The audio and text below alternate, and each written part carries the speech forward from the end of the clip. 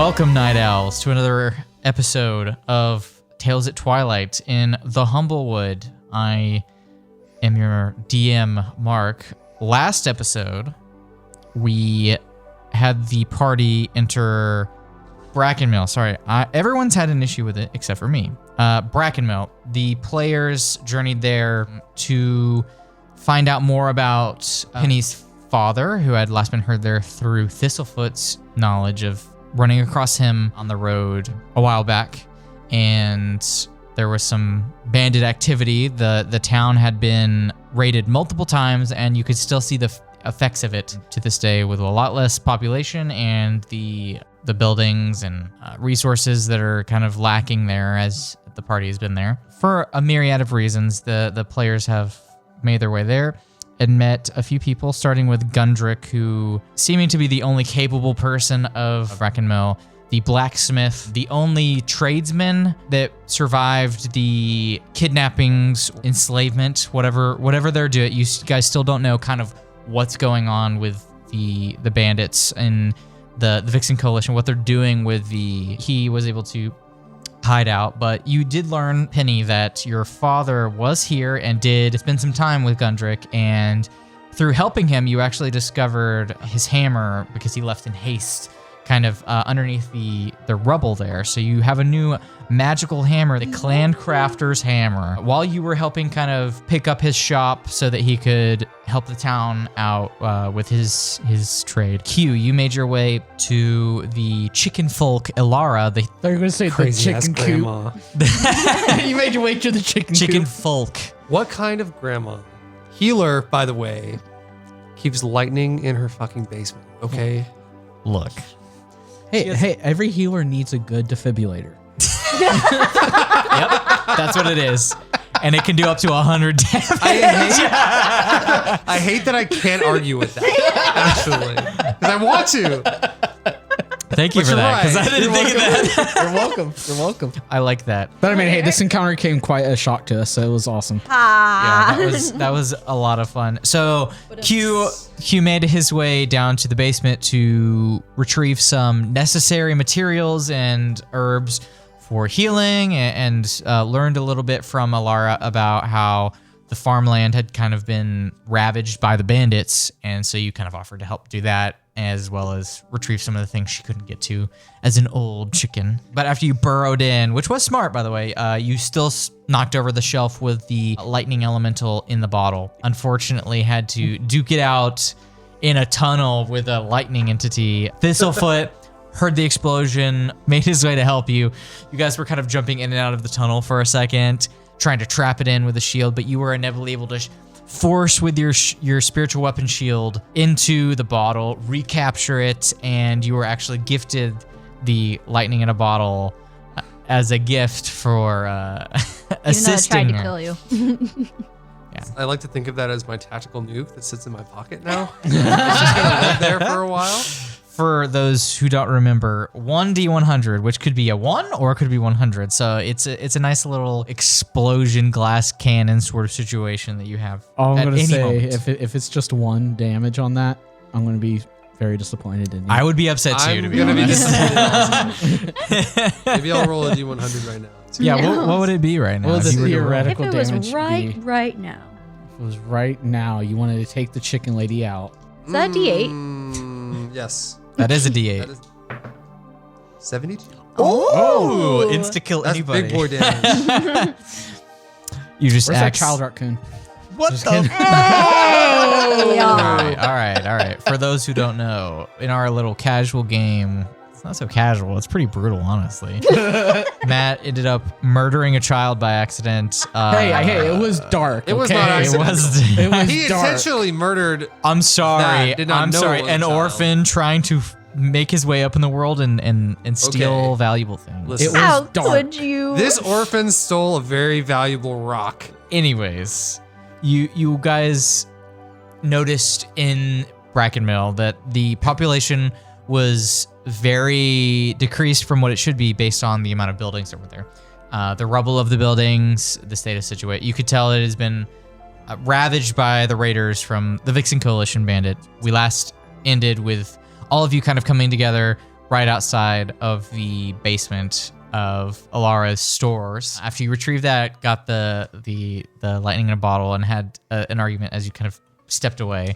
You did notice you guys are kind of hurt. Some of you, at least more than others. I was fixing to say, Thistlefoot comes out of the ground. His tail is smoking, and he just takes a long sigh and just takes a seat for a moment. While Q over here is arguing with a granny chicken. Hold me back. That lady tried to murder you. Okay. I told you it was an accident. You didn't think maybe you should give me a warning about what's in there? You just said, Look. oh, all my supplies are in the basement.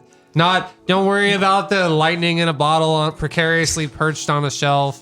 When you saw me dig through the ground, it's not instant, right? It takes time to get there. Okay, you could have said something. He has no respect for the elderly. Look, you I have no knocked respect over. for You knocked people over. who tried to murder me. Damn it! You knocked over my shelf with the one dangerous thing. You know what? I have one thing to say to that. Deserved. It deserved for you. You knocked it over, you fool. Yeah, now it's mine. Lilara, I gave it to you. I know. Lilara, I'm sorry. Is there an inn nearby? There is an inn. You look a little rough, buddy. Ow. Ow. Oh, The sorry about burrowed that. oak just towards the front where you guys came in, owned by Thrain. He's a little mouse folk, but you might see Piper in there too. What was the name of it again? Of the tavern? Yeah. The burrowed oak. Burrowed. Oh. Yes. You guys kind of saw the sign as you were by the blacksmith area Right. with the stump Okay. sticking out of the ground. Do you need any more help over here, or are you okay? I mean, I'm good. I don't need any more help. She doesn't need anything else. I took care of it. Okay. Don't ask her for anything else. She doesn't need it. Okay. Leave her alone. Okay. Are you okay, Q? No! Just let it settle. It'll be okay. You guys kind of start making your way towards the tavern. Leela, the messenger, you had a short little brief conversation with her last time. Squirrel folk kind of skitters up to you. I have something I think would benefit the town if you're okay with maybe trying to figure out what it means. I'm all ears. And she reaches inside of her little messenger bag, side pouch. And She's pulled out a bomb. It's a bomb! You all find a tri-folded up letter covered in like dirt, mud, and you can definitely detect dark red blood on the note. And as who's reading it? I'll take it. Thistlefoot will take it. I'll send you this quickly. And I just texted you, Matt, the contents of said letter, and if you would like to read it. Okay. Why don't we take this letter into the tavern? Why don't we get a drink and we can take a look at this together? I couldn't make any sense of it, and I got it from, I swiped it off one of the bandits that we were able to handle thanks to our local blacksmith. Found him out, but he was able to stop the bandit at the time before he reported him. So I don't know if it's important. It could be nothing, but it seems weird, and you'll understand, I guess, when you take a look at it. But Absolutely. hopefully Well, it helps. we were just heading to the Burrowing Oak. If you want to join us. I have some business to attend to, but if you have any questions, I'll be around. All right. Well, thank you. No, thank you. And she leaves. As you guys make your way to the Burrowed Oak, you enter to a not very well enclosed. There's some holes in the wall. The windows are open to let the air in. You see candlelight flickering in the windows, and you smell maybe stew and fresh baked bread and maybe a bit of coffee.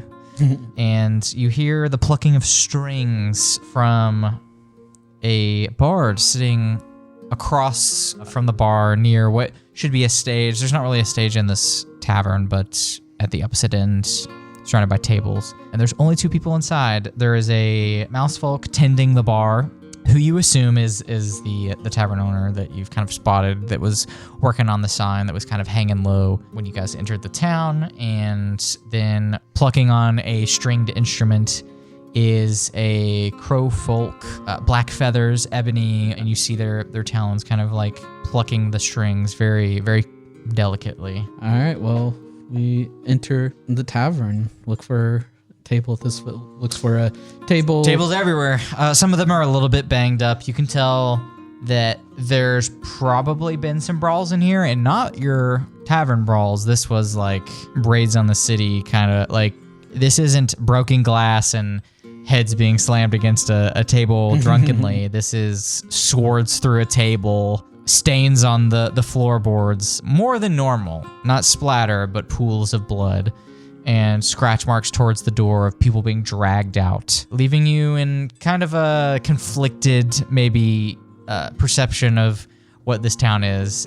But opposed to that kind of emotional environment, you hear the beautiful sounds of a plucked guitar or stringed instrument that you may or may not have heard from the crowfolk. As Q enters the tavern, he's going to kind of see all these broken tables and swords through, and he's going to start walking through and kind of running his hands across the tables where the sword punctures are and the broken chairs, and he's going to cast Mending and just start to repair them. So Mending allows me to fix any object as long as a break or tear is no longer than 1 foot in any dimension. So if there's broken tables in half, that's not going to be fixable. Right. Sword through tables, chair links, things like that, he's going to mend and just kind of start cleaning it up. It's something that Q has picked up as a gardener, is that lots of times when things are broken, they just need to be regrown. And so he's going to start reconnecting these tables and chairs. If there's torn curtains or things like that, he's going to start mending them. Yeah, you notice, especially from just like going through the town, there's no spellcasters, nobody with magical talent. So you assume, maybe they would have done this at some point if they had them, but you have not seen the efforts of any connected to whether that is a pantheon god from the Amaranthites or other people that study, like you've seen from other people in your travels. So when you do that, the mouse folk behind the bar, who's kind of picking up still the remnants of some shattered glass sweeping up, and kind of gives you a thankful nod, and it's a very friendly smile that comes across his face. Big ears sticking out. You can see them moving, like as you're touching things, they kind of like a cat or a dog, kind of focus on the noise. But you do find a table for all of you that is now fully undamaged, and seats that are sturdy. Once we take a seat and Q's finished doing some of his mending, I open up the letter. Well, you guys want to hear what's on it? Yes, please. Yeah. Let's find out. My journey began under the cloak of night, the stars my only guide. Onward I pressed, my heart pounding in my chest. Obstacles lay before me, but I would not be deterred. Never have I felt so alone, yet so determined. Like a shadow I moved, unseen and unheard. In the distance, a flicker of light, a beacon in the darkness. Toward it I raced, hope surging within me. Each step brought me closer to my destination. My breath caught in my throat as I drew near. Before me stood the walls, guarded by unseen eyes. Entering cautiously, I whispered the password. Relief washed over me as the hidden door swung open. S. And he said the letter kind of looked like it had some blood spilt on it. Like dark red blood. Yeah, I mean, that's probably from Gundrick defending himself against the bandit that inevitably got this taken off of him. It seems so arduous and weird that you suspect maybe that, like, there's got to be something with this. Why would a bandit be carrying something so strange, like a poem like this, or like a story? Or it sticks out. It's kind of strange. I passed the letter over to Q. I just don't have that good memories. I heard of it and I'm like, fine. I can't write that fast. And we can post this in the show notes too, so everyone can see. Sounds good. It seems to be spaced out like a poem. Oh, it says something about a password too. You said it was signed by S? Thistlefoot, go ahead and roll me an investigation check. Of course. Do an investigation. As Q is reading over the letter, does he remember anything from the places that he's been that would connect to this? Unseen eyes on guards or anything like that? So it 18. 18. Dang, 18, okay. which is really good because my investigation's not that good. Draws an interesting similarity to things that you have experienced, I guess, in a way that even your companions would kind of be like drawing that same comparison from what you can do. But before you can kind of say anything, Thistlefoot, you notice your investigation check. The first letter of each line spells out something if you go down the side. And it just happens to spell out MOONLITEMBERS. Moonlit Embers. And the connection you make with that is... Yeah, am I familiar with this? You aren't, but you said right before realizing that, it mentioned something about whispering a password. Mm-hmm. So maybe this password's Moonlit Embers. Yeah, but where does it go? Where do you need a password to enter? Well, Lila said that they got this off of a bandit. Maybe it's a password for a hideout or something. Could be. We can look into that. Q is gonna have a sense of determination, hearing that password and potentially connecting it to bandits. That's something he's never going to forget. Yeah. It's logged away. What is y'all's passive perceptions? 13. 13? 13. A second. I know mine's high. Please be perceptive, Thistlefoot. His is like 16. Oh yeah, it was high. Right? Yeah, 16. Yeah. Yeah. You're very observant. The etherealness and beautiful timbre of the Crowfolk's song catches your ear, and you're listening to a beautiful song. It's very positive, sticking out of like this negatively impacted town. Like, this is the job of a bard, to bring joy and like escape from things that are terrible or intrigue into a mystery or something. But this song about guiding lights and stars really draw you in. And Penny, you kind of notice that the song seems to be referring to one of the lines that you kind of pick out is the Cave of Stars. And it continues to describe being guided by the stars and guiding lights. And so it kind of fits into the song, but like that line specifically like really hits you. It kind of at least catches my ear for sure, because then it makes me think of course, like my father and what he was looking for. I'm gonna approach the bard. Hi, that last song you played, is there a story behind that by chance? Or that's actually one of my dad's songs. Really? Mm-hmm. It's very beautiful. Is there like a story behind it?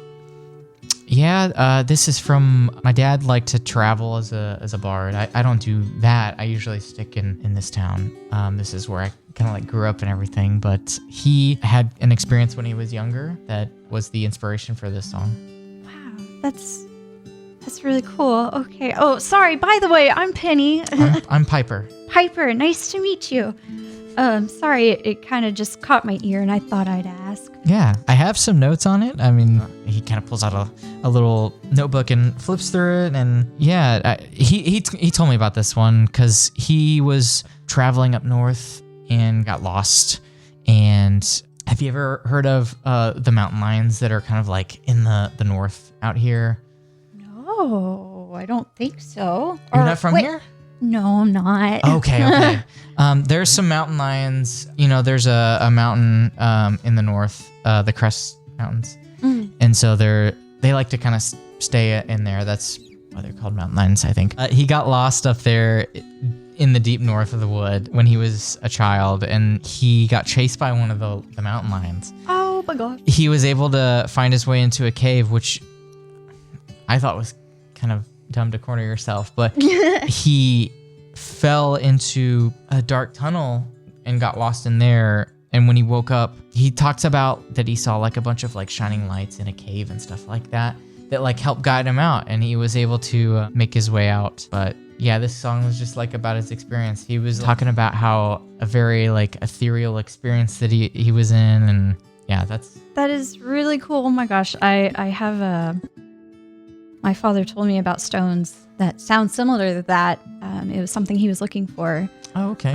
So that actually is kind of cool. Maybe I can get him up there, or I can go up there or something. Well, lions.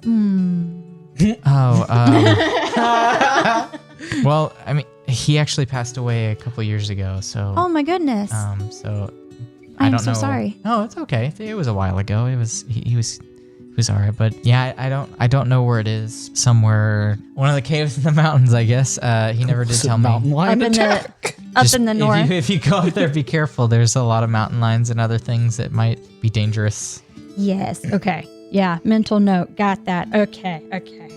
Well, thank you so much. Yeah. I'm sorry to bother you in the middle of your set. Yeah, no, you're fine. There's nobody else here except for you guys, so it's all right.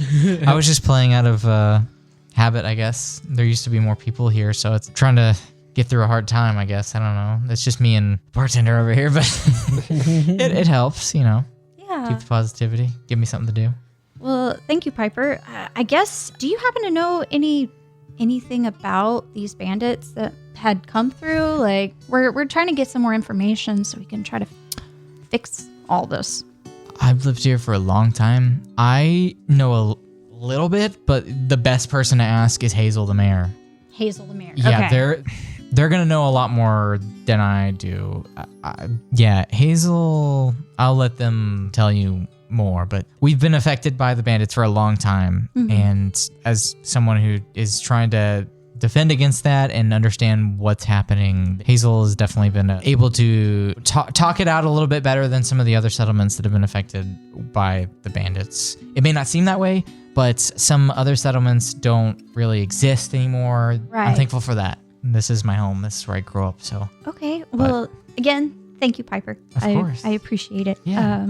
And I will definitely let my buddies know. Maybe we can get a meeting with the mayor. As soon as Penny turns around, she notices that Thistlefoot was right behind her, listening on the conversation. Oh, hi. Okay. So, let me tell you some news. Okay.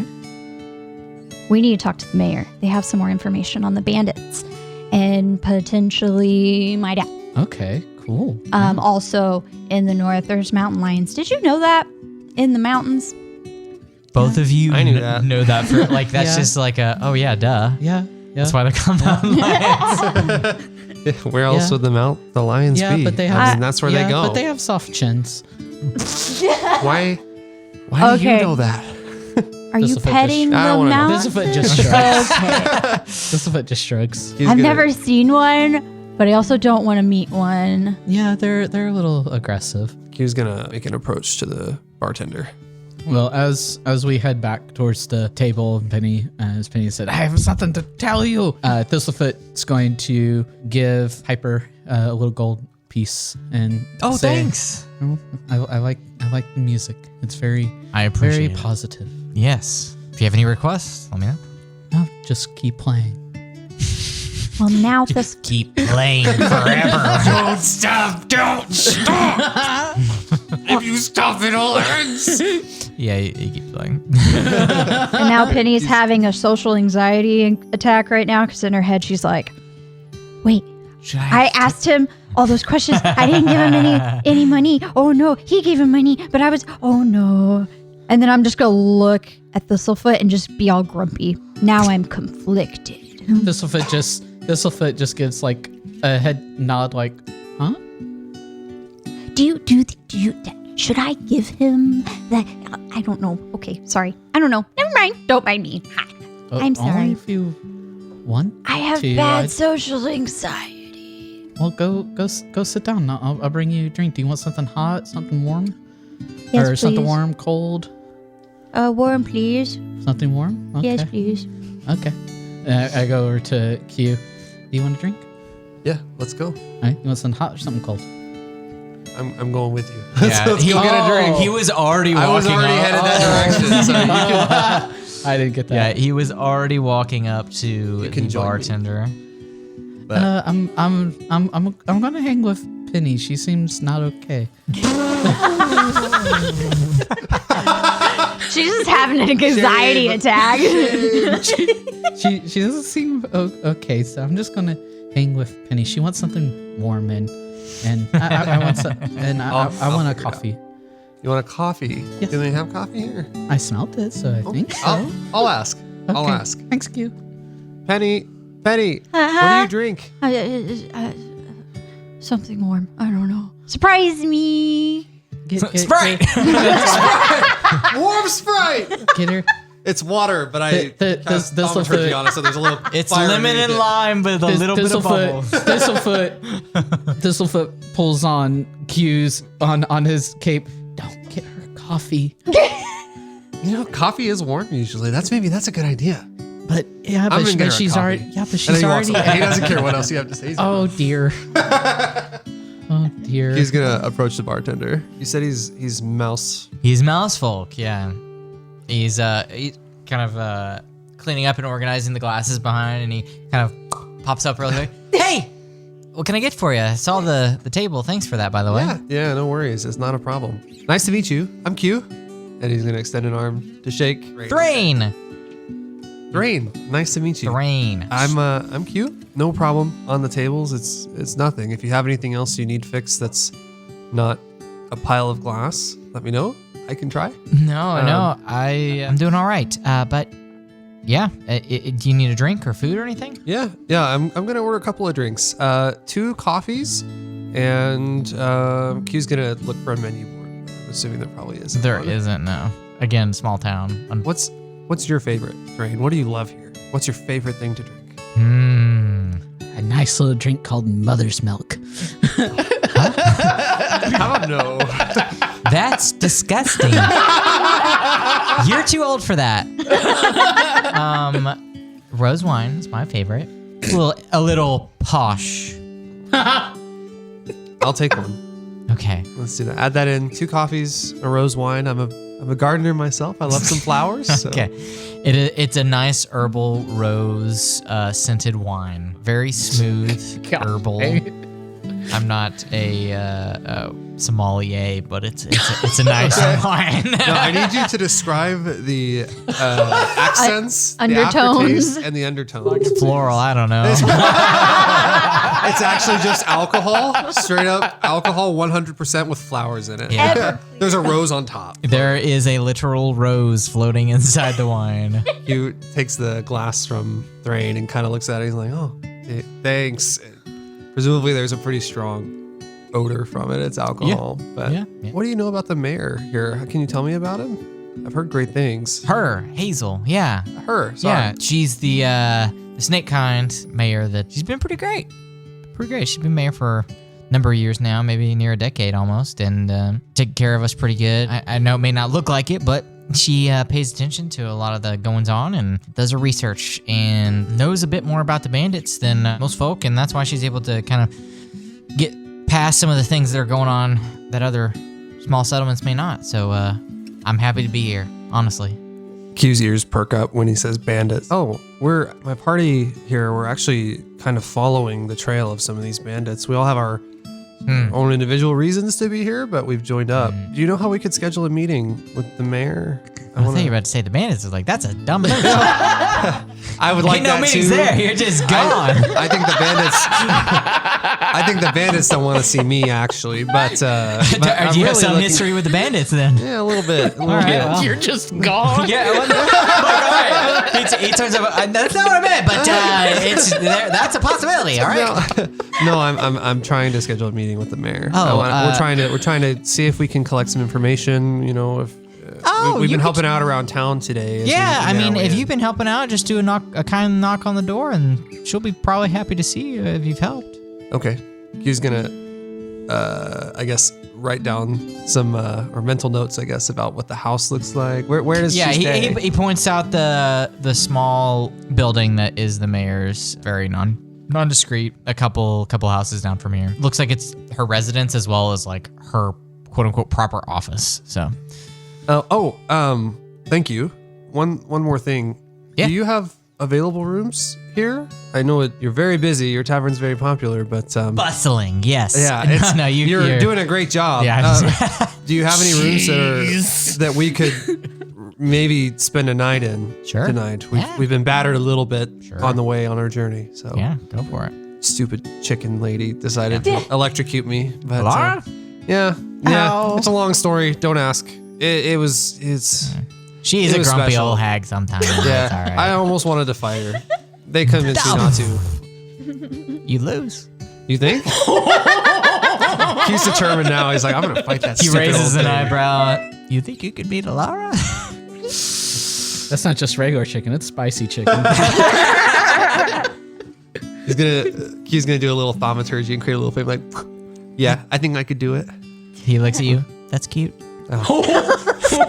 Anyway, how much for a night? But I can't do anything. Let's say I'm not like you. I can't do anything like that. But Not important. Anyway, how much for a night? 3 of us. We may need 1 or 2 rooms. 1 or 2 rooms. How about 1 or 2 gold, depending on how many rooms you need. Okay. We could probably. How big are the rooms? I'm a They're large pretty person decent. I myself. mean, you could fit, everybody in there. There's, Do they come with little chocolates? No kidding. You're not there.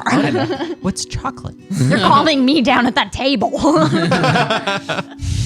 I know, I'm just saying something. I'm gonna toss him 2 gold. We'll get 2 rooms in Okay. case we need some extra room. Yeah. Space. He points you upstairs to the 2 rooms, and I'm gonna pick up the drinks, 2 coffees in one hand, the wine in the other, and carry them back Nice. to the table. I got you guys some drinks. very nice. Hot dinner. drink for you, Penny. thank you. Hot drink, your favorite Thistlefoot.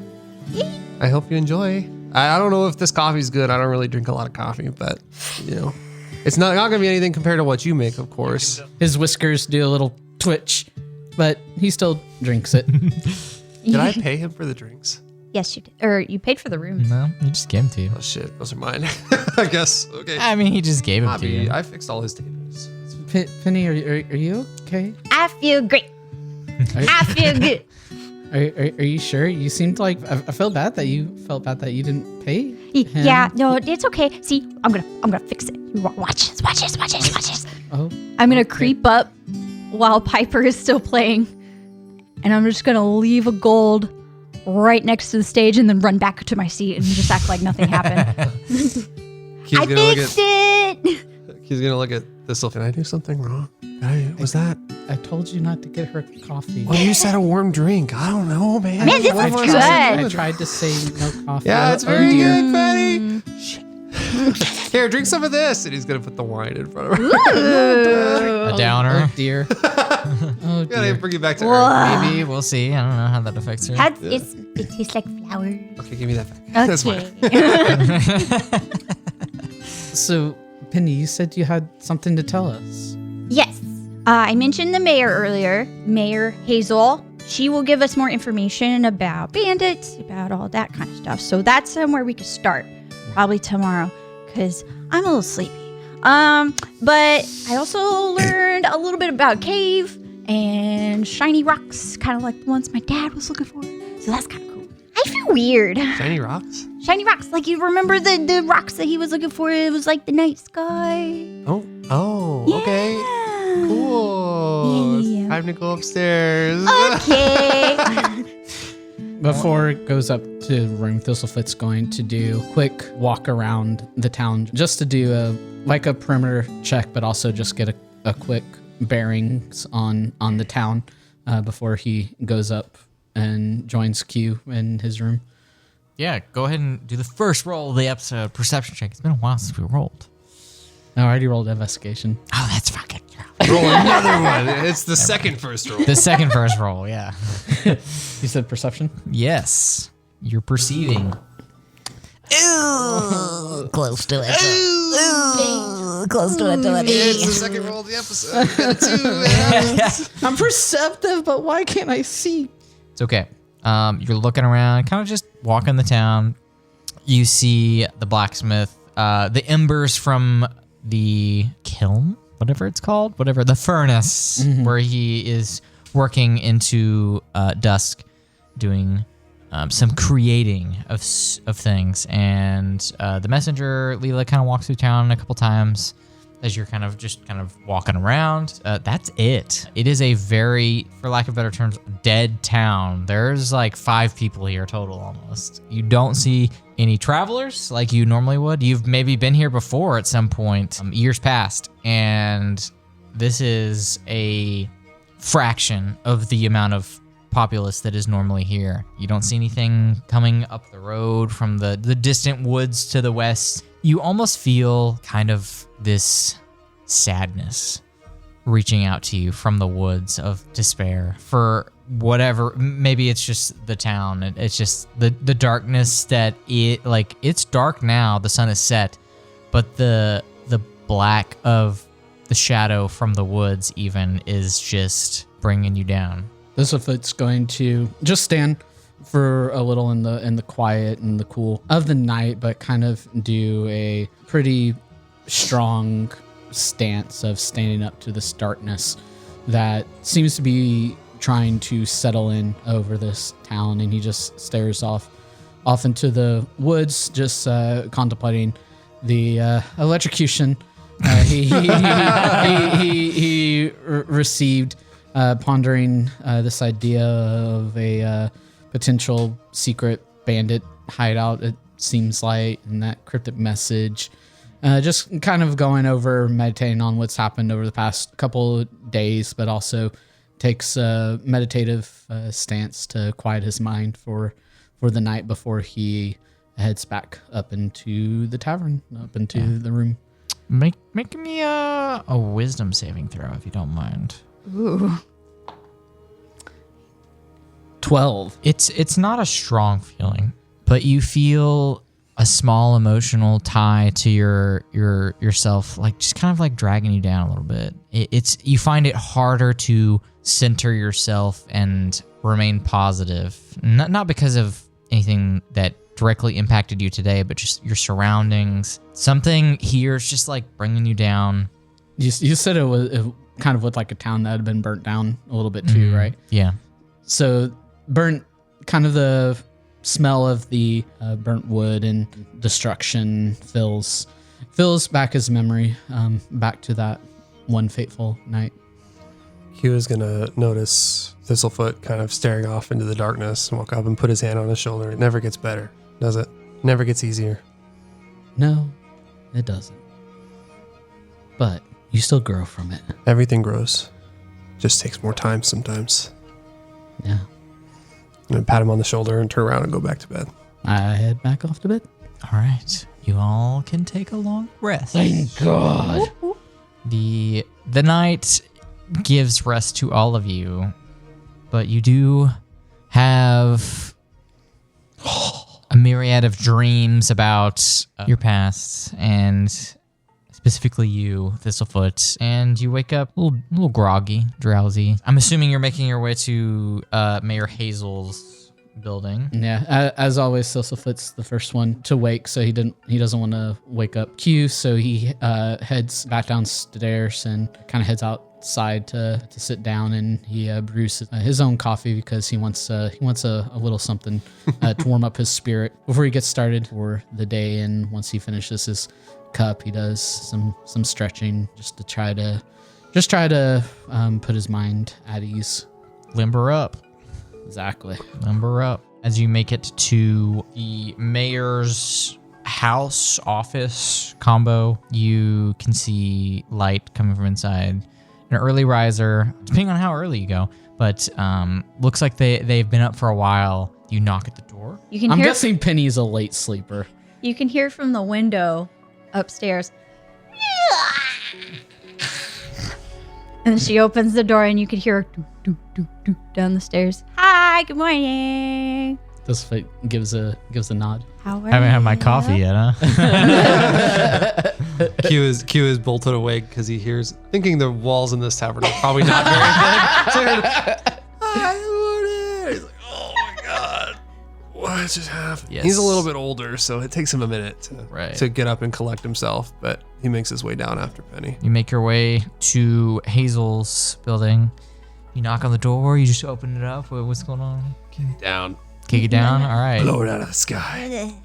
Moonbeam the door. Yeah, last time that was very effective.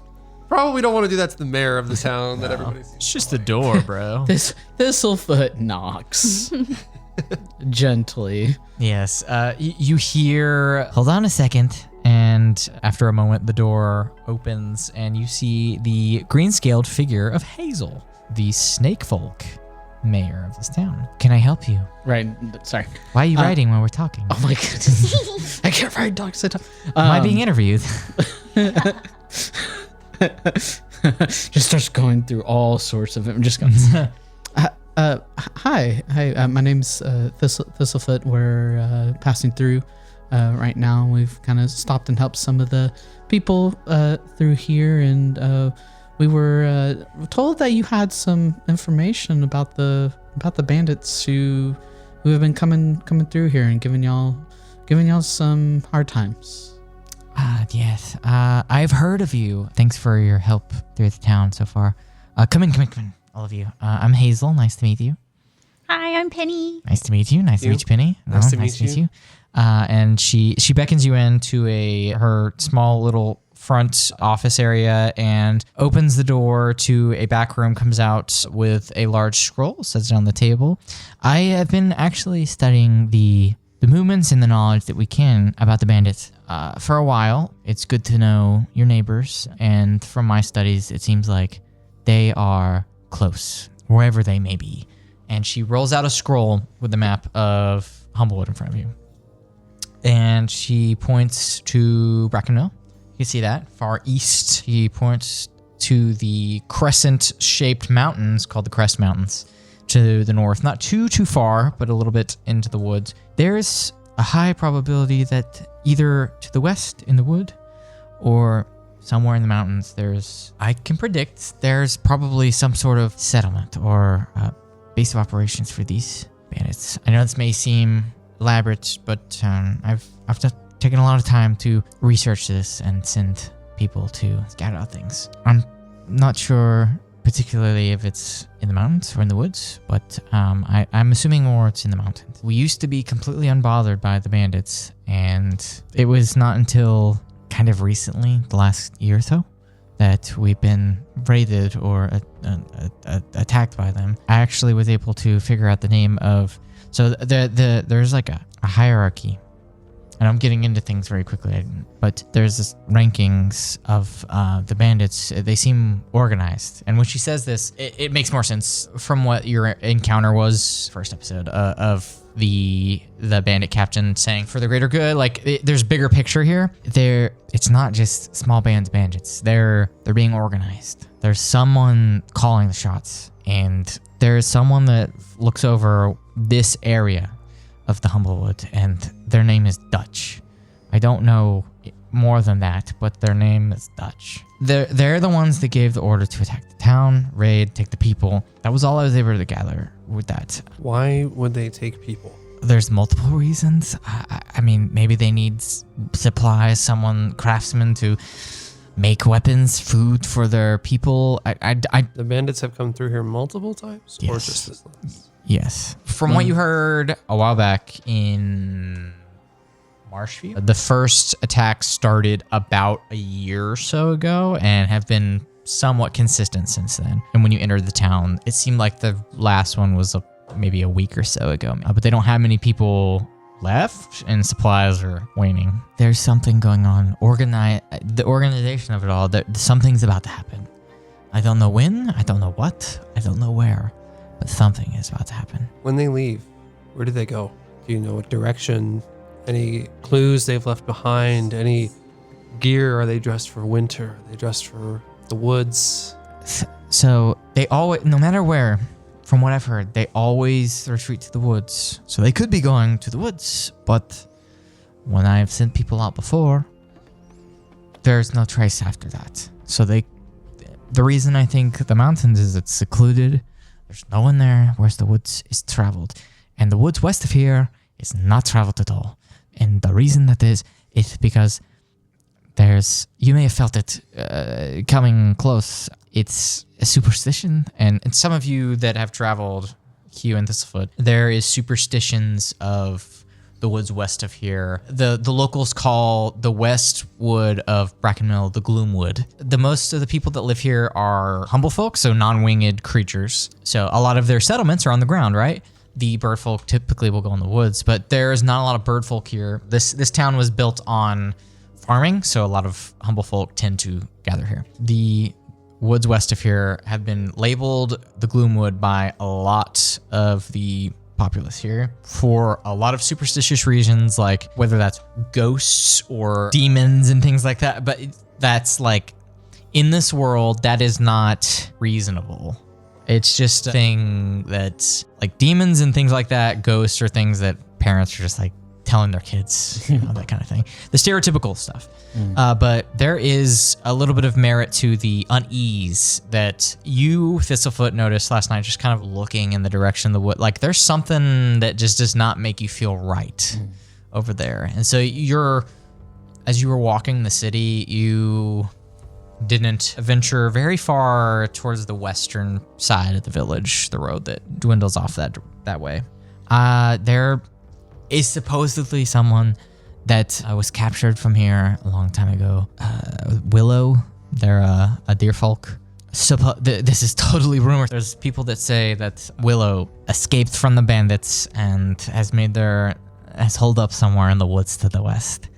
I can't give you any proof of this, but that might be something that could bring information, but I cannot risk me or my people, the few that are left, going to investigate. And to be honest, we're probably not long before we are having to leave this area or join the bandits or be captured. So I'm working overtime to try and figure out what to do. I don't know what the bandits are doing. I don't agree with whatever it is. It has brought the ruin of this city, and we were just starting to grow. We were just starting to have connections with the capital and delivering goods and a trade agreement, and everything was starting to go so well for us. And I hate for the growth of this town to come down to something like this. You said this Willow was someone who used to live here, and she was captured, and rumor has it she escaped and is living out in these Gloomwoods now. Yes, I've heard of them before, but that there's so many people been taken. I take pride in knowing most of the people that lived here, but there were so many back in the day. Can I insight check the mayor? Sure. Try to see if there's anything that she's sort of not telling us, omitting Yeah. intentionally, anything like that. Sure. A natty one, baby. No, man. Can I get advantage because I'm sad? That I just rolled a natural one. No. Okay. No, you don't detect. He's fucking oblivious. He has no idea what she's talking about. He just heard bandits and joined the bandits, and he's like, "You cannot join the bandits. No matter what, do not do that. That is definitely not my first option. It should never be an option. Trust me, you don't want that. You don't know what it's like.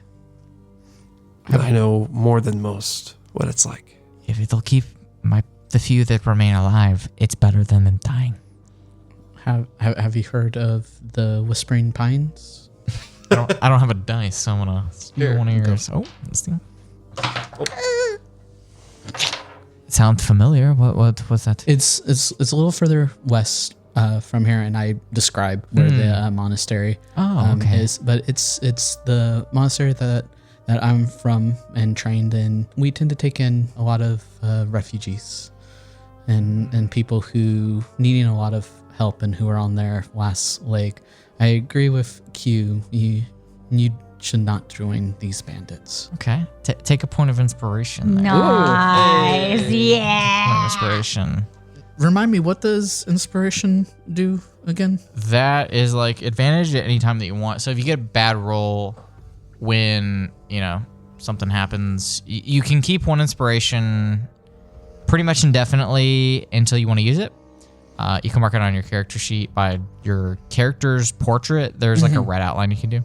So if you roll something, or even if somebody else rolls something, and you want to give them a chance or yourself to reroll, you take that roll, and you get to reroll. But you have to stick with it. But if you want to do it for others, we can get a little flavorful, and you have to describe like how you help. That's not really relevant at the moment, but you can basically get a free reroll. Oh, okay. So Cool. you have now learned the bandits are more organized than maybe a lot of people would have initially thought, more connected.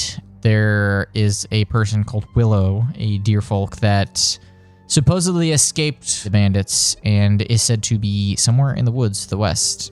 There's a lot of superstition and unease about going there, so and there's not a lot of people, obviously, so they haven't made their way to investigate such claims as it's not the most pressing. Sounds pressing to me. Yeah, I mean, you can go.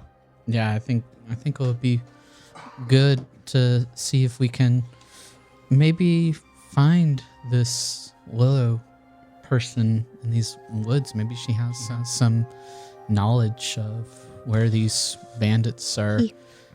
Sorry. How Maybe. Your inspiration is gone. Yeah, you just wasted your You inspiration. misgendering. I am You sorry. I apologize. You are no fine. longer inspired. Yeah, you're uninspired. In Have fact. 5 exhaustion. Anyway, sorry, continue. Well, yeah. Let's see if we can find this Willow person, and maybe he can tell Dear us. folk, it's not a person. God. Oh my gosh, Mark. Yeah, maybe the rumor's true that he's out there, and I mean, either way, we could still do some looking and see if we can find anything else out about the bandits while we go out that way. I agree. Plus, there's something not right with those woods. What do you mean? I just got some bad feelings yesterday. Is that why you were up last night? Yeah, I just got some bad feelings about those woods. They're not healthy. They're not good. Then I reckon we better go while it's daylight. Should we set off? Yep, sounds good to me. He's going to lead the charge straight towards the woods. Okay. As you step out of the tavern and make your way west, or not tavern, the mayor's house. Hazel's looking out through the window curiously as you make your way that way, and Gundrick is also eyeing you. You hear the ting of his hammer and the furnace going, but it goes silent as you step off the road and continue west. And you can see, if you look back, you can see some of the townsfolk just eyeing you very curiously as you Don't do it. He looks back. It's not like from what you can tell, some of the people you've ran into are folks that have lived in Breckenmill for a long time. And as you step into the woods, the darkness encompasses you. It is the middle of the day or morning, and the branches and leaves block out a lot of the sun, but almost unnaturally. It is hard to find sight if you don't have dark vision, but I know Q has dark vision. Do the other two, do you have dark vision? No? I do not. You don't? You, being no stranger to darkness, has a plan. Hello, darkness, my old friend. Just like that. He's very much a friend of the darkness. As we're walking, Thistlefoot's ears are all aflutter, just listening out for anything. Q has a very special feature called Eyes of Night, which allows him to have dark vision out over a range of 300 feet. Nice. And as an action, I can share this dark vision with up to 3 willing creatures you can see within 10 feet of you, so stay close, for an hour.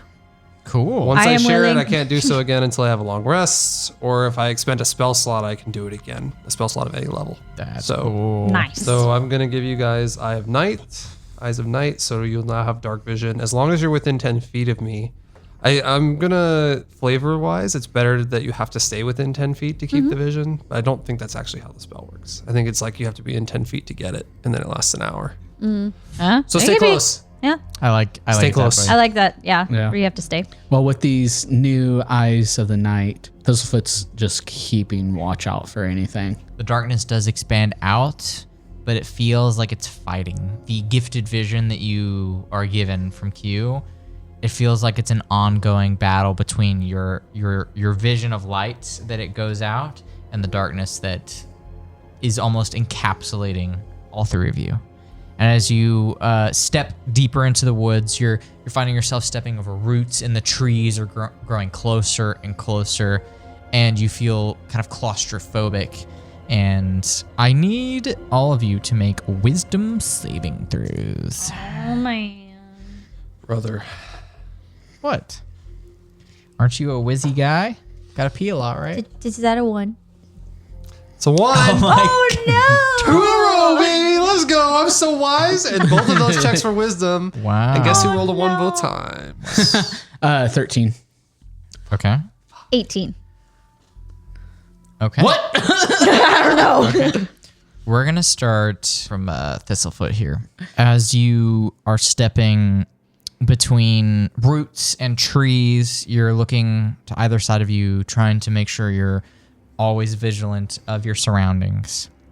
And as you're looking to either side, in the roots, as you kind of hop over some of them, you see that the dirt beneath the roots that are sticking up out of the ground is so dark, it almost seems black.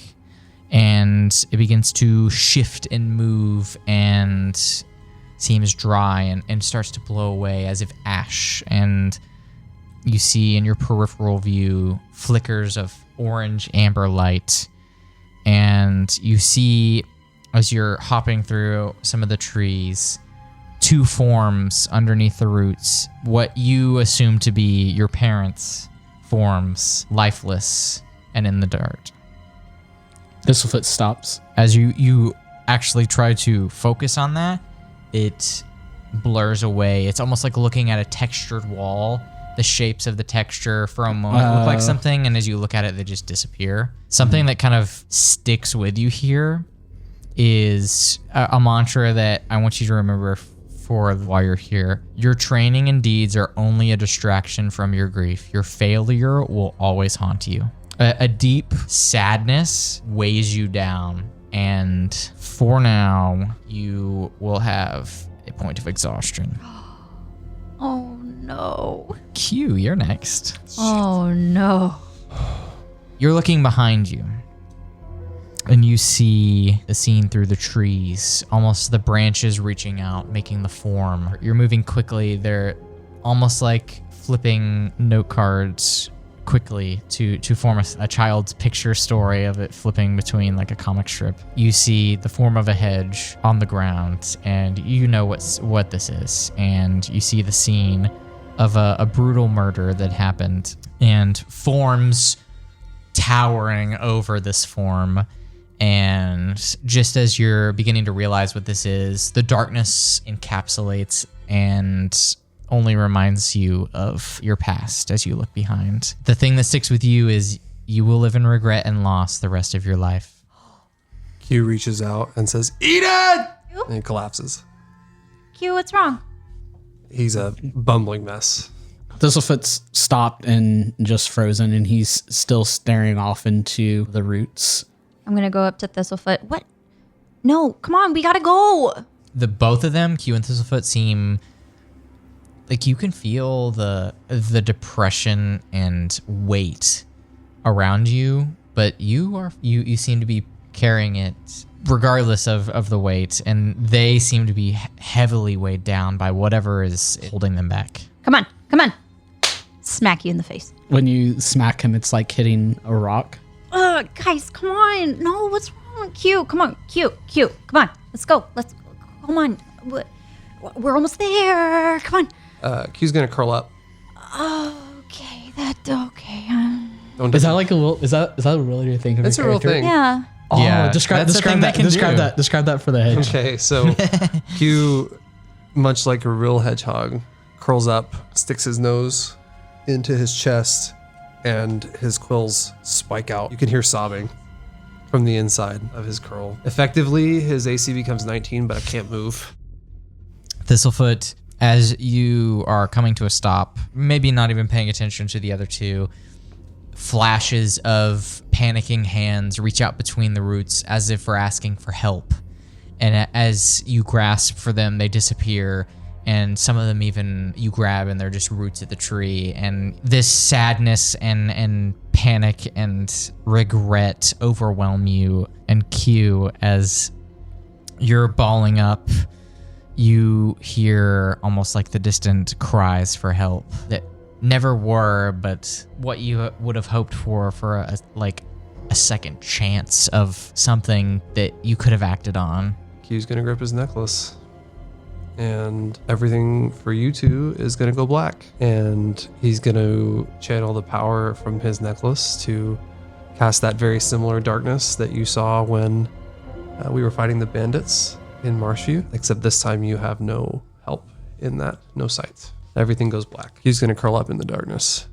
And almost like in flashes, you can see scenes happening in the fog, because you see flashes and flickers of the scenes that you remember happening, and they're almost manipulated and changed and extended into realities that never happened. You hear Eden's voice crying for help and beginning to say, "Why didn't you do anything?" I tried. Penny is going to pull Thistlefoot a little further towards Q, and I'm just going to have them sit down there, and I'm going to start playing my pan flute. Penny knows that when she starts to feel upset, her pan flute and her song that her mother sings tends to calm her down. Make a performance check. Yeah, that's the one I'm scared about. While she's doing that, what'd you get? A 3. Total? Yeah. Oh boy. Okay. For those of you who have disadvantage, which is Q and Thistlefoot, the rules are different for that. You need to remember the numbers 2 and 5, and it's multiplied. So for each level of exhaustion that you have 2 times that minus any roll, and 5 times that minus your movement. So with 1 level exhaustion, both of you have -2 to all d20 rolls that you make, and -5 movement for all movement. Your total movement, I guess, we'll say it. So if you have 30 feet of movement, you have 25.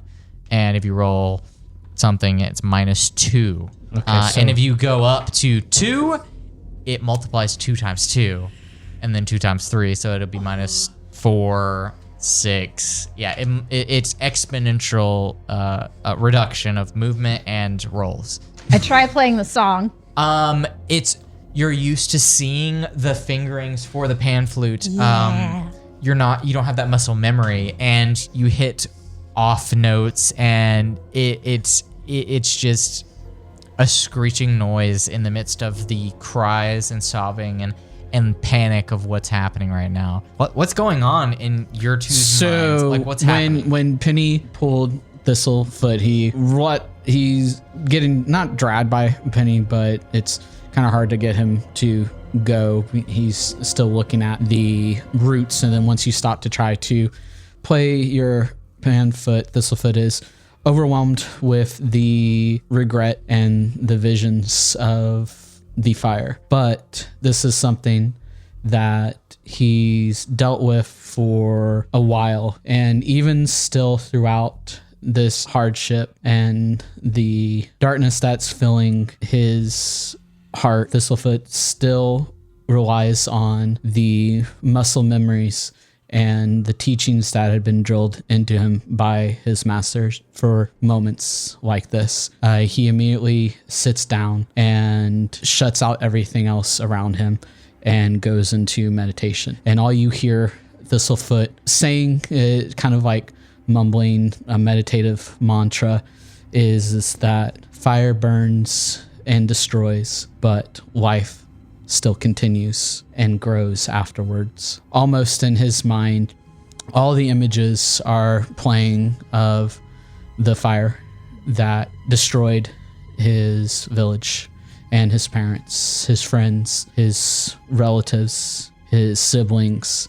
And Thistlefoot sees the younger version of him, a charred and burnt little mouse folk crying in the debris as he holds his dead mother's hand. And behind the young Thistlefoot, the older Thistlefoot puts his hand on him and sits down with him and still continues to mutter on. Fire burns and destroys, but life carries on and grows afterwards. The body of your mother that the young you holds looks at the older you. You could have done something. You're useless. You hid from us. Could have helped us.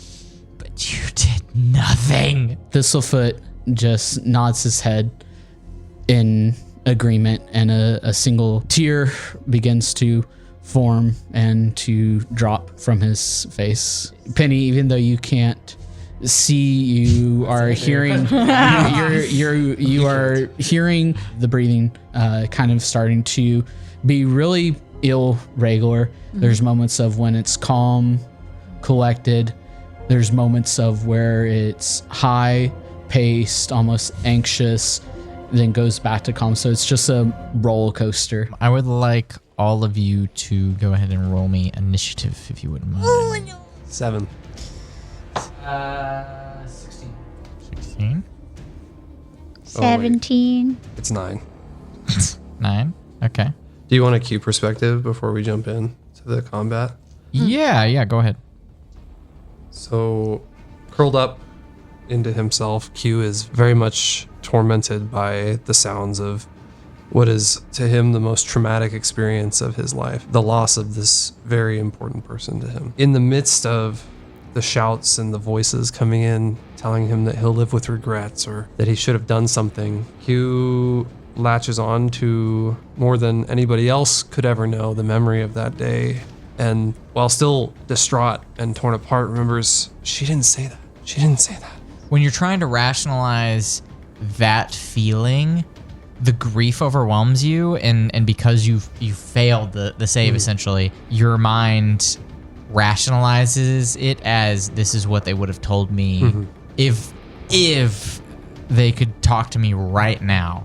You feel, Penny, you have successfully overcame this grief, and you feel something tugging at your mind and your heart, something connected to you as a person, or a pangolin. It's something trying to probe you, trying to use your doubt, your grief, your weaknesses against you, but you are able to block that out like the strong scales of who you are. You're able to block that out, and you just feel uneasy. There was sadness and grief and panic in your companions, but now you feel in danger. Something around you, I'm in danger.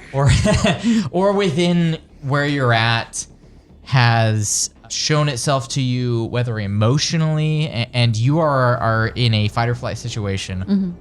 You're at first. What do you do? Since they're close to me and I can hear them, because you guys are like making noises, right? So here's my plan. I am going to take basically my utility belt off. Okay. I'm going to wrap it around Q. Since I can hear him, I'm just going to pull it around. That way I'm not poking him. Okay. Getting poked by him. And then I'm going to start reaching out towards Thistlefoot, grab on to like his arm, and I'm just going to I try. flinch away. Well, I'm going to go after you as much as I can. Okay. So this will be, you'll do an athletics check, Penny, and you can either do acrobatics or athletics, as the grapplee, I guess, is the way we'll say that. 10. Hey, so your instincts bat away Penny's hand immediately, but a clawed hand reaches through the mist, the darkness, and pulls you. What are you doing with? I am holding them and I'm running. Oh, you're dragging them. I am just running. Okay, so with dragging people in combat, at least, you are half movement unless otherwise stated by something. So your movement's 30, right? Yes. So you can move 15 feet. Okay. Is the darkness cue, is it centered on you? Centered on me. So I don't know It's that. following me. okay, you run 15 feet and it's still dark. Okay. It doesn't stay in place. Technically, it's attached to me and whoever I select. So it's And attached. unfortunately, he has not selected you to when this went off. So He didn't give us cannot the see. sight this time. I rolled a natty 1 on a wisdom No. check. this is something that you can relate to the bandits now, as they were experiencing what you're experiencing now from episode 1 as not being able to see. So for all intents and purposes, you guys will be blinded, so you will have disadvantage on everything related to sight, attack rolls, things like that, Okay. if you're attacking anything. The last 2 rounds, I guess presumably we start the first round when initiative starts, but It is their turn. I'll phrase it that way no. now. Unless you have anything else that you would like to do. No, that's all I got. Just grab and run. The Dang it, I hate my dice roll. We'll start with Thistlefoot. The hands that are reaching up at the point that you reach for them, they grab you and well, I'm gonna roll. See if I hit. It's a 17 to hit. Does that hit your AC? That is my AC. Okay. So I think it's meets It beat. meets beats, yes. So you take. Holy mother of Jesus! No. There we go. That is. What's your total HP? I'm just curious for the audience, not for me at all, for any reason. That's not ominous at all. 24.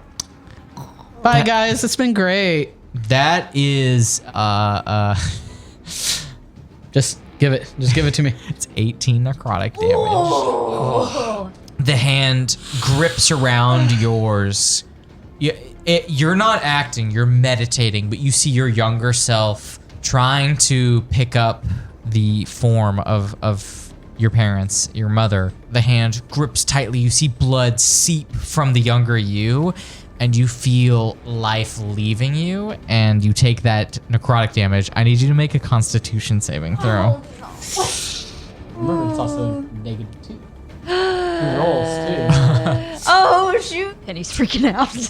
Just for your perspective, and if Q was looking, you can't see Right. anything. Q, you don't see anything. If you look up, you do not see Nat anything. 20. Nat 20, but -1. It's a- It would be it's a nat -1. It's 19. Your resolve and your years of meditation center yourself. For some flavor, Thistlefoot's fists begin to glow, a faint light. You have achieved The spirit Enlightenment? realm. enlightenment almost. You've achieved it. You are centering yourself, and the negative emotions are being pushed away from you.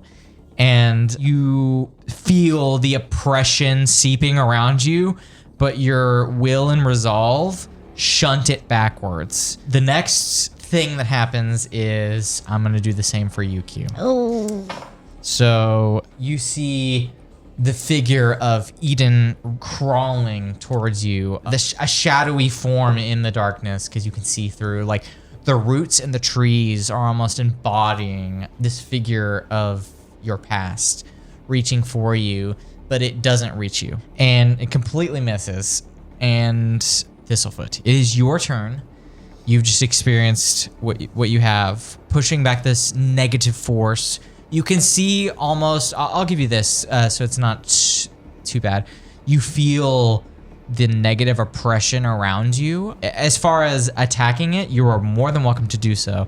But since you are blinded through Q's involvement, you have disadvantage. So you roll twice and take the lower of the two if you wish to do any initial attacks. Penny, you notice that since it was like you dragging, you notice that it doesn't feel as much more as a drag anymore. Kind of get back up onto my feet, and I can gently remove your hand. Thanks.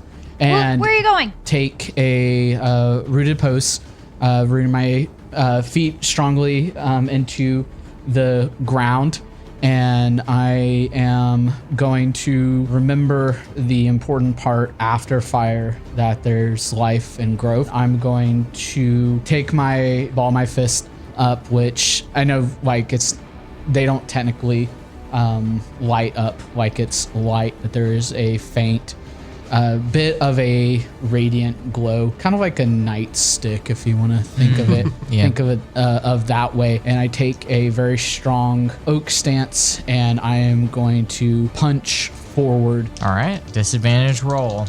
If you hit. Whatever tried to attack me takes 2. Really? Because Why? it missed an attack on me while I'm curled up, impaling itself on my quills. Okay. Okay. Please roll 2d4 damage. 2d4. You You can- roll it. want me to It's your- roll it? Yeah, you roll it. It's your quills.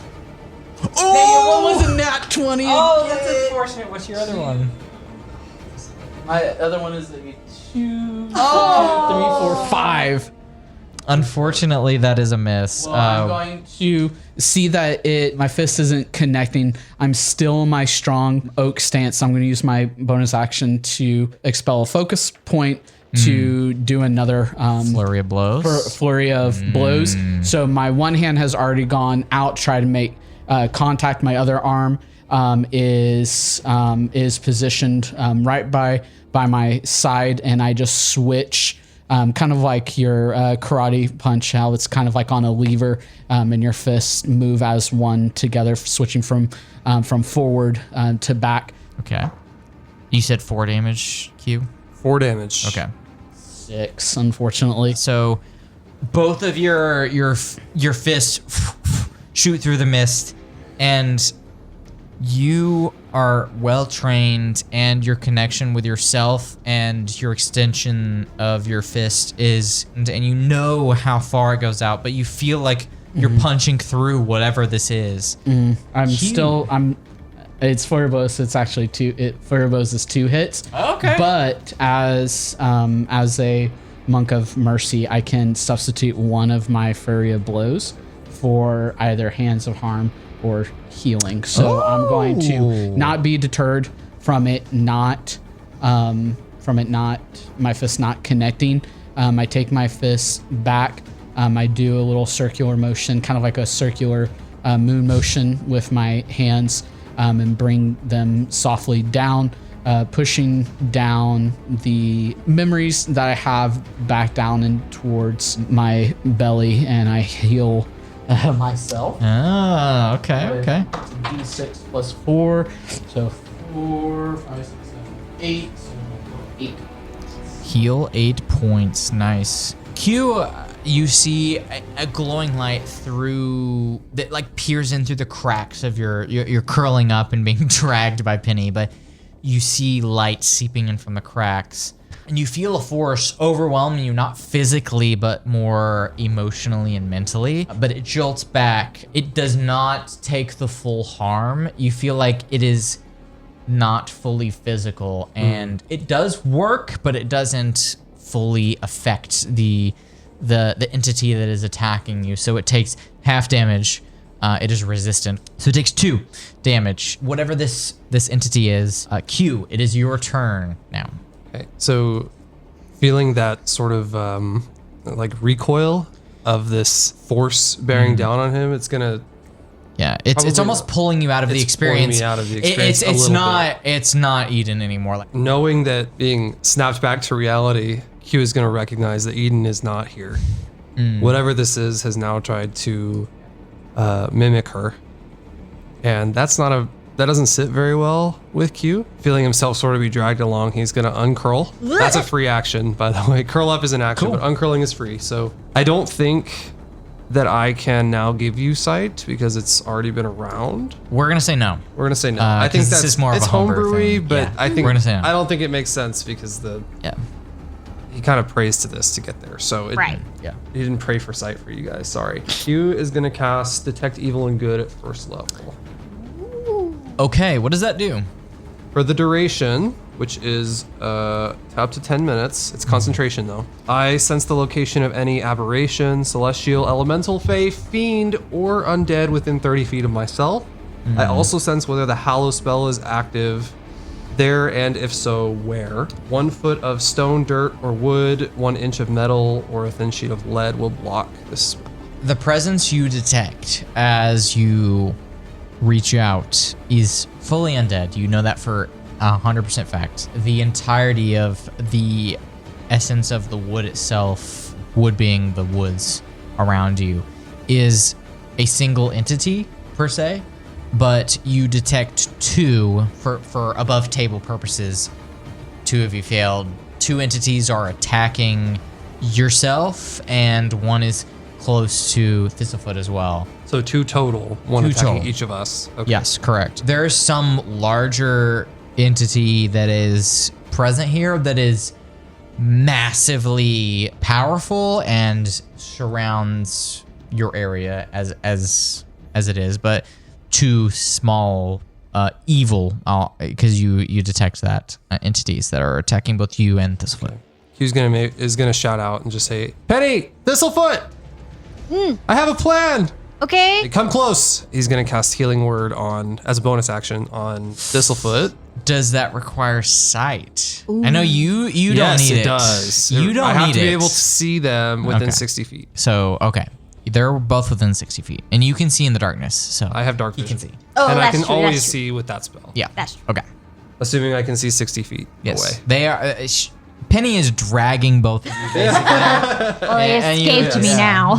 In my head, it makes sense. Yeah, Yes. you assumed maybe like this, whatever this was like screwing with you, but you as you come out of your shell, you see Penny grabbed onto one of your quills and is pulling you and Thistlefoot and making a drag mark in the ground currently. I'm actually going to cast this at 2nd level. Okay. Which means- incorporates both of them. No, it just increases the spell, healing okay. by another 2d4. Ooh, okay. Nice. Nice. I'm not going to forget you again. Nice. Yeah, that's mass healing word, I guess, at high level. Yeah. 10. Ooh, Please heal for 10. very nice. Nice. We will get to Penny now. You see a brief flash of light, and from both of the people you're dragging. Not only do you see one from Q as a radiant religious light from a god bursts out, repelling the darkness for just a moment, but you see a small pulsing light that breaks up the darkness for Thistlefoot that he can't see necessarily, but you see the aura pushing through the darkness cloud from above the trees, and it kind of splits open. You see for a brief moment with your passive perception the outline of a humanoid figure striking out with no lower body, no legs or anything, but an upper torso, a gnarled, grotesque-looking head of like a bird folk of some sort, a beak that is gnarled and chipped, and talons that are reaching out, and you see hitting him, but then later being healed by Q. So you see there are like these unmaterial beings surrounding both of your companions right now. It is your turn. So I see both of them? Yes. Or okay. For just a brief That brief moment. second, so I'll let you do that. You can see them. Question. I can't remember if I did or not. Did I don't remember if I attuned to my new... Yeah, Okay, yeah, okay. yeah, absolutely. Well, Penny is going to focus on the one by Thistlefoot and take her new Clan Crafter's Warhammer using fire. I don't know if it will glow or not or anything, but it does have fire attached to the attack if it hits. Okay. So I'm going to just try to like on top of it, try to like smack it on top. Bing bong. The one that's on Thistlefoot, right? Yes. Okay, roll to hit. Bing bong. There we go.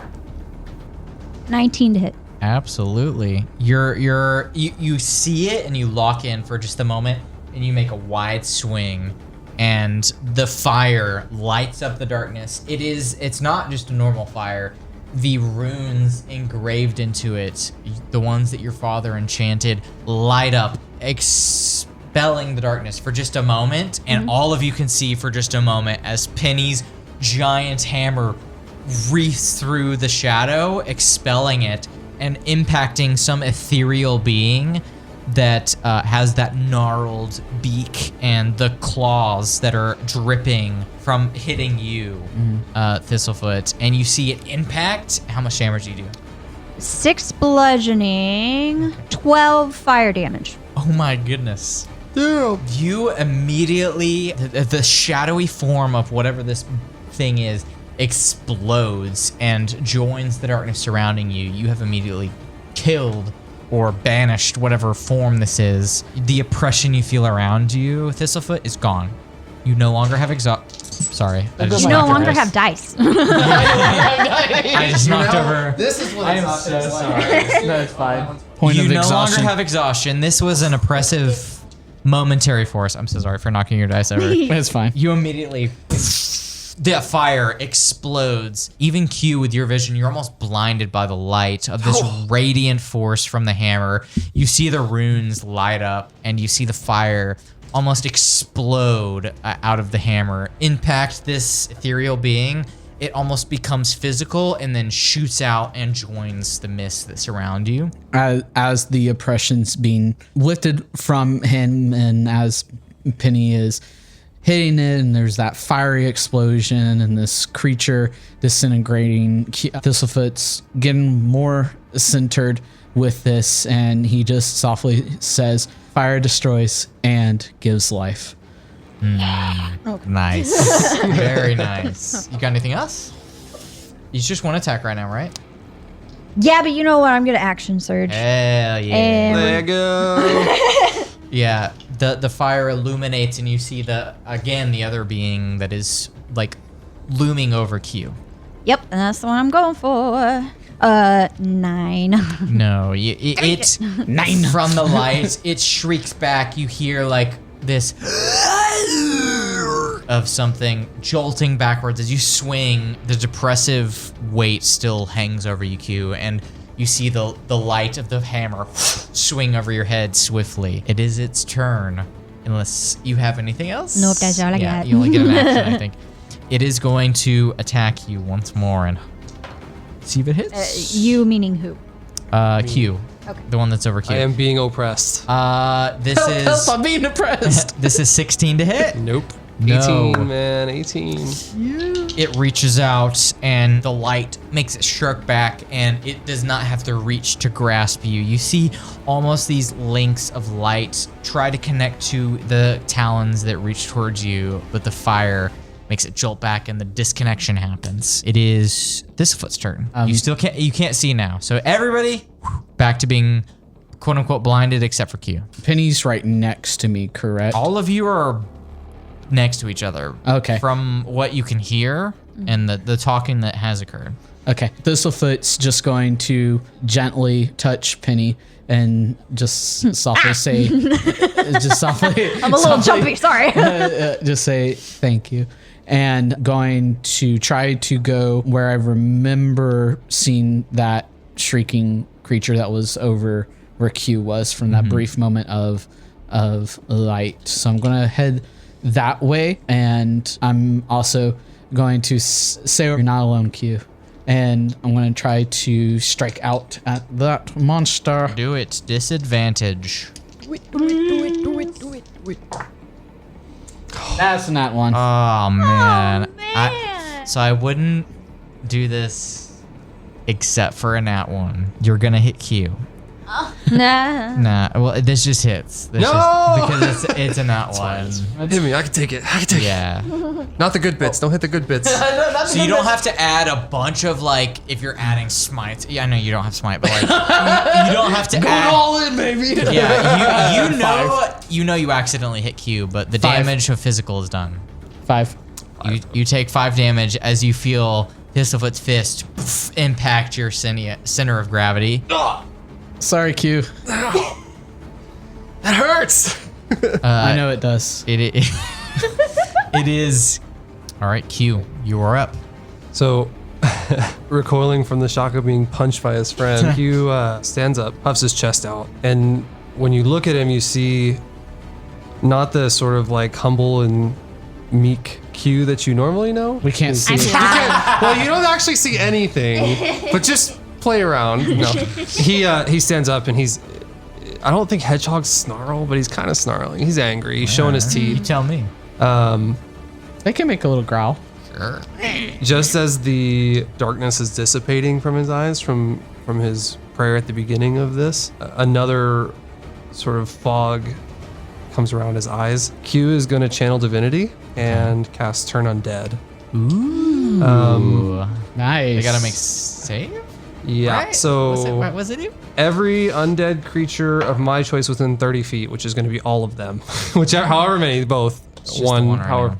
So the one that's sort of kind of pushing these memories, Q's going to say, "You brought it back, and I'm going to send you home."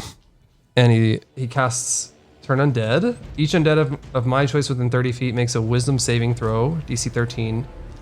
If the creature fails its save, it's frightened and incapacitated for 1 minute, and it During that duration of a minute, it will try to move as far away from me as it can on every turn. I'm going to give you a little bit more than that. When you do that, all of you, Thistlefoot, Penny, you hear the chittering and squawking and scratching around you. Voices that you heard from the first encounter you had with Q in the first episode. You hear this, and a beam of light rips open the shadows of you being able to see again.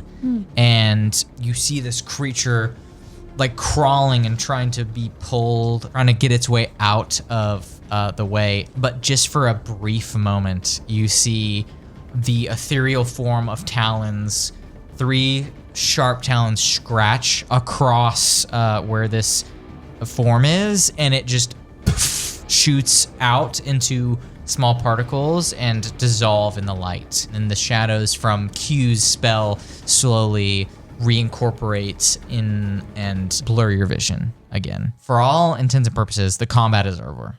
The darkness from the forest is expanding and dissipating from around you. The spell or magical effect that Q conjured dissipates, and you are in a thicket of trees. The oppression still surrounds you from a distance, and you can detect Q from whatever this entity is, not physical, that it is not necessarily evil from your spell, but it was drawn out of it. The little part that could be evil was pulled out of it by you and your companion, Thistlefoot, and you are left maybe traumatized, sad, affected emotionally, as those emotions were almost physically ripped out of you for that encounter.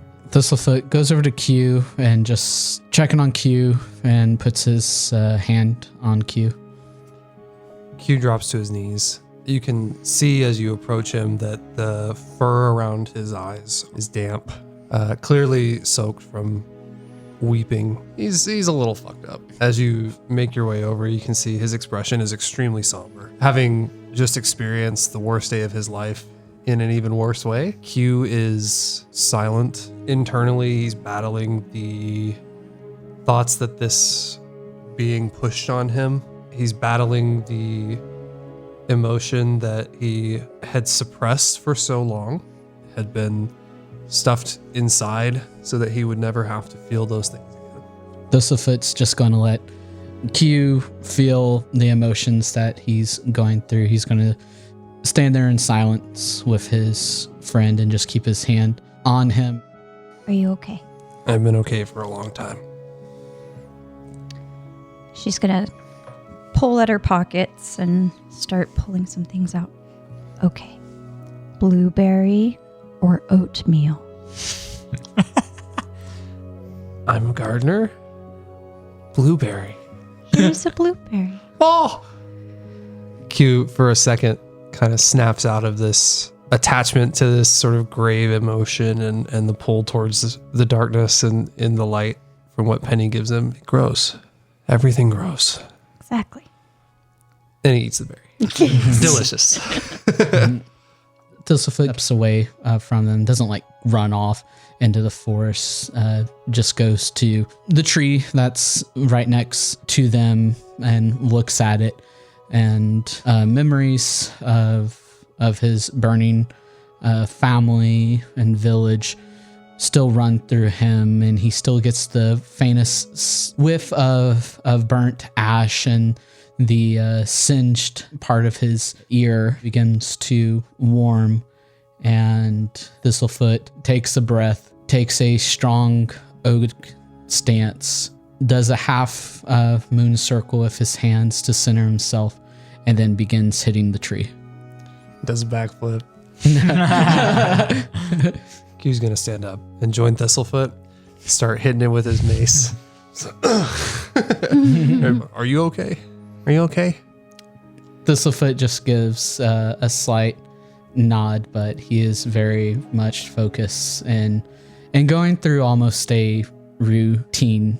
Thistlefoot is not striking out to harm or hit the tree or cause like any physical damage to the tree out of anger, but something that his masters had taught him. Whenever in doubt, whenever you are unfocused, nothing quite brings focus and centering like feeling the pain of your fist hitting something. After a couple of moments, just before his hardened fists begin to crack, Thistlefoot stops, gets out of his oaken stance, breathes, goes a slight bow, and just looks to Penny. Thank you. And then looks at Q. You okay, Q? I've been okay for a long time. Penny's. Penny, you all right? I want to make sure you guys are all right. Speaking of which, Thistlefoot, I don't have any more blueberries, but raspberry or oatmeal?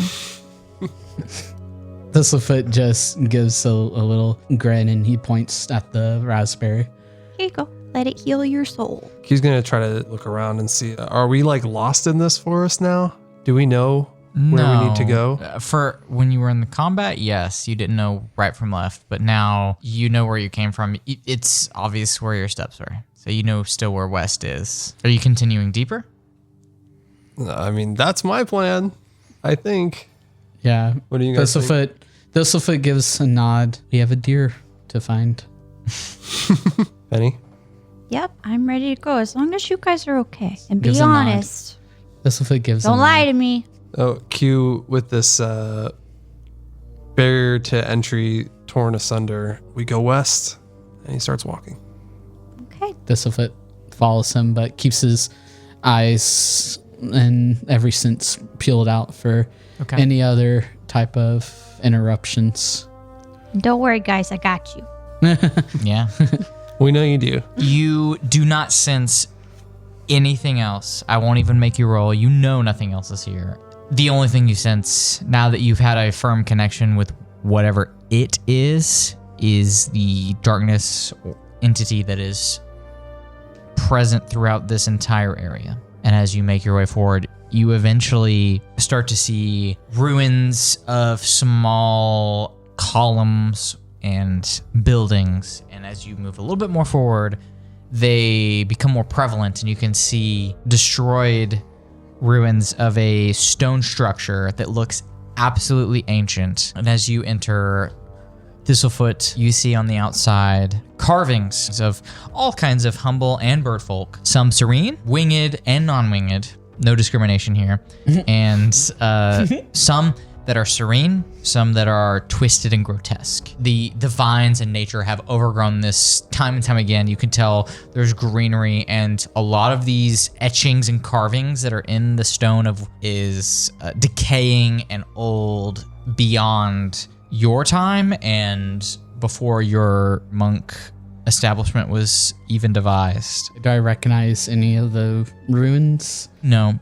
This ruin is absolutely, the word ancient is a fitting description because even the etchings themselves are becoming hard to read. It takes a second to look at them to understand what they're trying to mean. It's all pictographic. It's all pictures. It's all for this information. You can see further that are inside, but you won't be able to fully understand them until you go in. The ones at the entrance are all related to the folk, bird folk, humble folk. I look at Q and Penny and gesture towards the ruins, asking if they would like to continue in. Q's going straight in. As you begin to step in, the fallen walls make more sense as they seem to encapsulate and shape the outlines of the foundation of a once former small building. As we're stepping in, Thistlefoot's going to be looking around, just making sure that there isn't any funny business around and anything that's going to harm us. I'm looking for traps. This is the first check for traps. Yeah, it is. Do an investigation check for me. 7. 7. You I'm not very are looking around. You can confidently say that if something makes it this deep, there's most likely no traps because of the encounter you've already had. And if it was a trap at some point, it's ancient because nothing has been here in a long time. Just from looking around with that investigation check, Okay. You don't see travel within here at all. This is part of the forest that has not been seen by living eyes for a long time. Confidently, you can say that. For Q, does he, being a cleric, although not traditionally becoming one, he's done some research on some of the Amaranthine. Does he recognize any like religious symbols or anything like that in this Go place? ahead and give me a religion check for me. Damn, son, a 1? You're gonna throw away the dice. Jeez. I don't know anything about anything. Jeez. That's 3, by the way, in the same episode. Man. You see a weed and you get distracted by a weed. Plant! Your curiosity in that regard is stifled by your mind being still on your past trauma. It's distracting, and you look up and you, out of instinct, say, "Oh, I don't recognize that," and you keep looking forward and just trying to get to something that grabs your Nonchalantly attention. pushing ahead. Yes, yeah, you're pushing ahead to try and get to something next. Penny, you do see at the entrance, you do see Pangolin. They don't seem to notice the other two in your group, but it is in the distorted, aged view of the carvings. You can tell for a fact there's pangolins in this. The depiction of pangolins here in an ancient grove or whatever this is interesting because that's not a native place here for your people, at least from what your history tells. Guys. There's a pangolin. Ooh. I don't know why. What does that mean? I don't know, but this is a pangolin. That's exciting. I thought We don't that come. pangolin didn't really come here. No. What does that mean? I don't know, but it's cool. And as you're studying, you see the pangolin is more towards the entrance. The more carvings keep going deeper and deeper. And further off in the distance to these ruins, there's a set of stairs that goes down. But there's carvings all the way through these broken walls. There's no ceiling. There's just trees and foliage that reach in. As you push ahead, Q and Thistlefoot specifically, you see more. The next set of carvings you see is clawed hands or talons reaching out, others reaching up to the sky. And then the next are many eyes watching and others weeping. And as I say, they're on opposite sides. So one side will be one and the other wall on the left side or right side is the other. So one wall has a set of eyes that are like Watching. happy, watching. And the others are tiered and weeping. And then there's where the claws. The first ones are the claws reaching out almost like towards the viewer of the etchings, and the others are reaching upwards. The next ones are the eyes that I talked about that are watching, and then the others are weeping. Does it look like these claws are you're able to move them, or are they just an etching in the wall? They're indentions. They're not like embossed, pulled out, so they're not like carved around. Mm-hmm. As you touch them, you can see and feel the engravings with your fingers. But no, there's nothing that kind of pushes in, at least around you. There may be further, but at least with the claws in the eyes, you don't see any like eyeball you can poke to like open a secret door or anything. It does feel ominous though, and I will remind you, the feeling has not left any of you, even those that have saved, of Are the eyes following us as we're walking? Yes, they are. The ones that are watching you are actually watching you, and they seem to be slightly moving. And that feeling of oppression and sadness, though not directly surrounding you anymore, does feel ever watching and just outside of the ruins that you're in.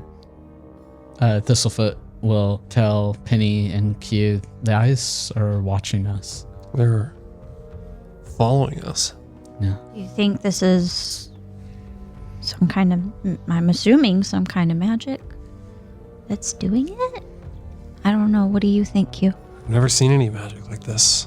Normally, any kind of magic requires a caster, especially something that seems targeted like this. And you said this is in the hallway that's going down the stairs, or the hallways that's leading towards the stairs? a makeshift hallway, I guess, because there's not a roof or even half walls, basically. But the little bit of ruins you see, it is stone paved way, I guess, through what used to be a building, and half walls that are kind of crumbled, and there's no ceiling. And eventually, like maybe 20 feet ahead of you guys, there's a set of broken, crumbled stairs that go into a like 10 by 10 hall and descend beneath. But you can see carvings, like I said, on the walls up until that point. Q, would you mind rolling me another religion check? Why do I keep using this die?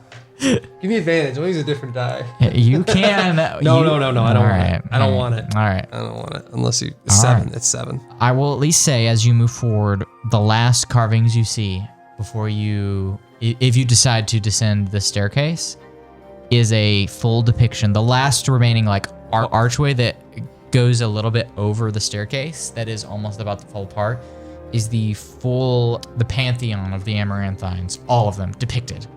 Something you notice, because it's abundantly obvious, regardless of the role, some of them look different. Like some of the Amaranthine gods look different races. He's going to focus in and try to find his patron, which is Titan. Yeah. And see. Yeah. That is the most prominently depicted is Titan and Ardea. The owl, if it could be colored, you could see the indentation is heavier with Titan and less with Ardea, almost a light and dark, not in a morality sense, but like the actual light. The yin and yang. You know what Titan is. Yeah. Titan is the god of the undead and the afterlife. It is a depiction of Ardea, the life giver, and Titan, the watcher of the dead. Do they look like they should? Or are yes, they distorted? those two are depicted correctly, as they should be. Which, do I notice any of the... I mean, you said that they look distorted. Do I know which ones? Some of the other ones, like Gaspard are Vulpin and things like that, but you know, as many other humble folk, that the gods have been changed many times in generations to fit the population of whoever worships them the most, and to the individual, because they are not necessarily depicted and assuming the form of one race, but all races. Yeah, it's a relative term for a lot of them, and the legends say that their original race achieved different things. The raptors and the different races, the hawks or whatever we'll call it. I need to use the terms correctly, but after they ascended, their race is relative for what they embody in their domain. So whether that's Hinwin being a hedge or Vulpin, it doesn't matter. It's relative to who worships them and the attributes they pull from their domain. Q's gonna take stock of that, make the note, and continue. Send the stairs. All right. I'll lead the charge on that one. As you are stepping down the stairs, you see a flicker of light exiting the staircase of a campfire, and as you continue down the stairs, you can see the source of it at the end of this covered hole. There is a big square room as you enter the stairs down underground. There's a couple more depictions, but you see a single deerling huddled around a campfire, and he looks up at you anxious and scared and gets up like he's about to run, and that's where we're gonna end the episode. Nice. Found the deer. Oh no. And to add context, he does look a little psychotic, to be honest, to you, Thistlefoot, like almost unwell. So Yeah, I'll do an insight Later. later. Next time, you gotta remember. Write it down. Write that down. Write that down.